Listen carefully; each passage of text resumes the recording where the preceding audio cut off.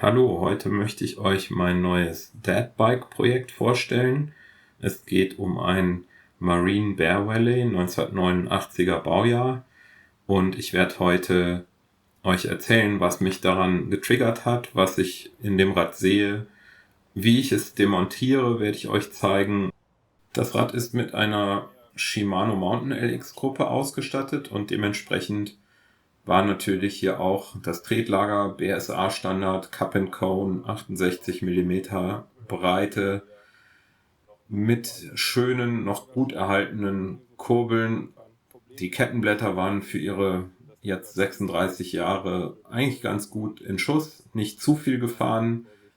Man merkt, das Rad hat eine Geschichte gehabt. Es hat wahrscheinlich lange auch erstmal in den letzten Jahren in einer Garage gestanden und ist nicht mehr benutzt worden. Aber davor ist es eigentlich nicht allzu hart rangenommen worden. Es gibt die übliche Patina, wie das bei solchen Rädern ist, aber alles in allem finde ich den Zustand wirklich so gut, dass ich auch jetzt sagen würde, ich möchte das Rad eigentlich nicht großartig verändern, sondern ich möchte es eigentlich wieder aufbauen, nachdem ich alles in Ordnung gebracht habe. Also ist das Programm säubern, die Dinge, die sich einstellen lassen, neu einstellen, die Dinge, die ersetzt werden müssen, also Verschleißteile ersetzen, und dann wird das Rad noch ganz, ganz viel Freude bereiten und hat noch viel Leben in sich, und es wird aber sicherlich kein Deadbike mehr werden, sondern eher wieder etwas Aufregenderes.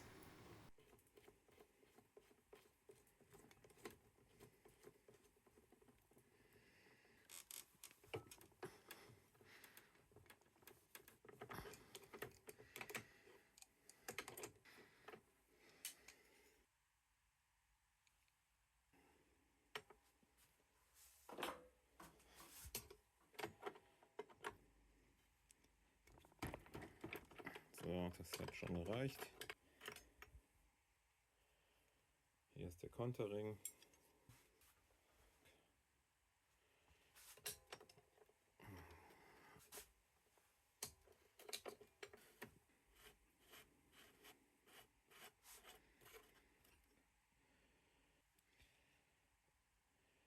Erstmal keine Beschädigungen.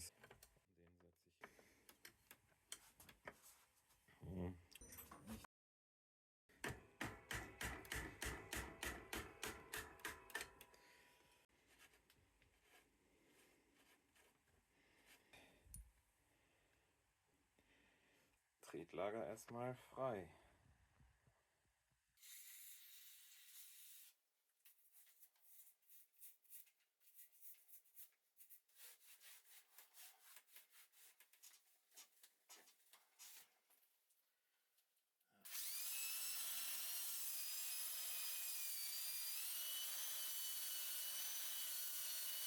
Super an. Das können wir doch so brauchen. Das große Blatt sieht noch okay aus. Der Kurbelstern sieht gut aus. Vierkant ist in Ordnung. Eine wunderschöne Mountain LX in der Abstufung 46, 36, 26. Und machen hier erstmal. So, nach dem Tretlager habe ich mich dann um die Schaltungskomponenten gekümmert. Vor allem den Umwerfer hinten, den Umwerfer vorne, die Schaltzüge erstmal entfernt. Der hintere war ohnehin gerissen. Mal überprüfen, wie weit die schon verschlissen ist. Ja, die ist schon gut verschlissen. 1% hat sie auf jeden Fall erreicht. Das Spiel der Kette habe ich überprüft. Die Kette war weit über die Verschleißgrenze von 1%. Da muss jetzt eine neue ran. Die Ritzel werden vermutlich auch nicht mehr die besten sein, aber das ist normaler Verschleiß.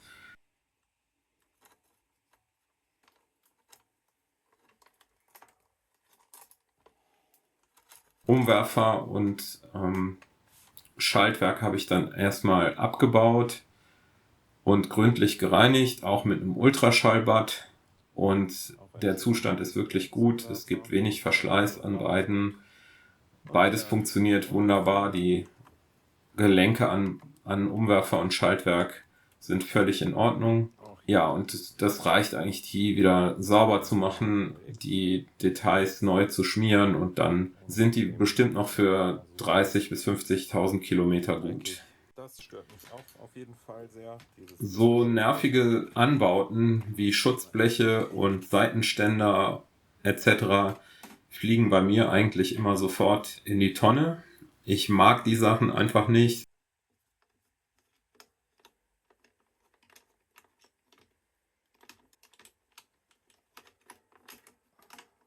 Für mich gehört es dazu, das Rad vernünftig zu warten, ständig auch zu säubern und einzustellen. Und wenn ich zum Einkaufen fahre, dann nehme ich eben nicht so ein Rad, sondern dann nehme ich vielleicht ein Lastenrad oder ähnliches. Aber für mich sind solche Anbauten mit Schutzblechen und sowas, also die für den Alltagsnutzer vielleicht relevant sind, an so einem Rad deplatziert.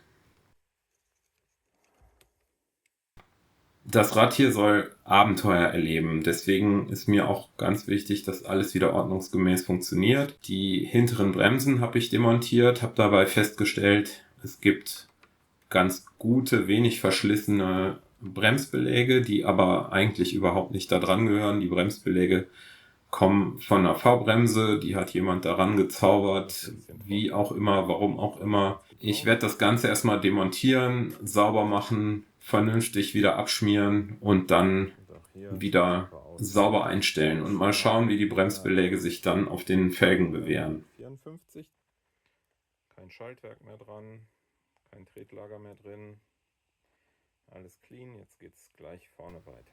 Auch der Flaschenhalter musste erstmal vom Rad. Ich möchte den Rahmen clean haben, damit ich ihn erstmal gut reinigen und aufbereiten kann.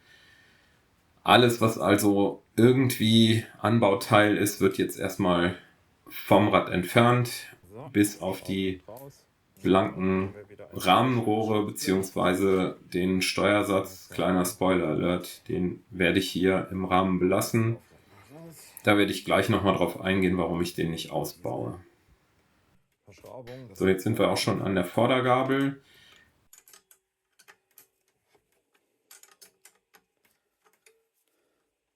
So, Reflektoren braucht kein Mensch. Wir haben hier, wie auch hinten, genau die gleichen Bremsen mit den etwas seltsam anmutenden Bremsschuhen.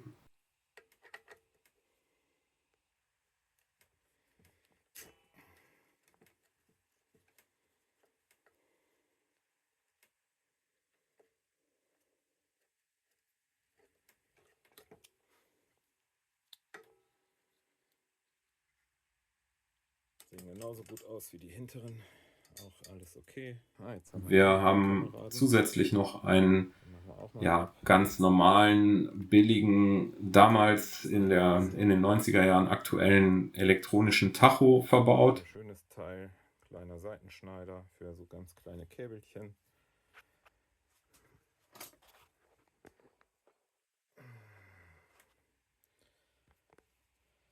Engen Kabelbinder hier abzumachen. So, Kabelbinder ab.